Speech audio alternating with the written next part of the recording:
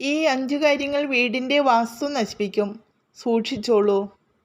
വാസ്തുശാസ്ത്രം നമ്മുടെ ജീവിതത്തിന് വളരെ പ്രധാനപ്പെട്ടതായി കണക്കാക്കപ്പെടുന്നു. ഇതിന് പോസിറ്റീവ് നെഗറ്റീവ് ഫലങ്ങൾ ഉണ്ട്. പലരും വാസ്തുശാസ്ത്ര നിയമങ്ങൾ പൂർണ്ണമായും പാലിക്കുകയും വീട്ടിൽ നിലവിലുള്ള വസ്തുക്കൾ വാസ്തുപ്രകാരം ശരിയായ ദിശയിൽ സൂക്ഷിക്കുകയും ചെയ്യുന്നു. എന്നാൽ ഇപ്പോഴും വീട്ടിൽ വാസ്തുദോഷങ്ങൾ സൃഷ്ടിക്കുന്ന നിരവധി വസ്തുക്കളുണ്ട്. വീട്ടിൽ നെഗറ്റീവ് എനർജി വർദ്ധിപ്പിക്കുന്ന ആ കാര്യങ്ങളെക്കുറിച്ച് നമുക്ക് നോക്കാം. വാസ്തുശാസ്ത്രപ്രകാരം വൃത്തിയില്ലാത്ത വീട്ടിൽ ലക്ഷ്മി ദേവി പ്രവേശിക്കുന്നില്ല. അത്തരമൊരു വീട്ടിൽ സാമ്പത്തിക പ്രശ്നങ്ങൾ ഉണ്ടാകാൻ തുടങ്ങും. അതിനാൽ വീടും ദിവസവും വൃത്തിയാക്കണം.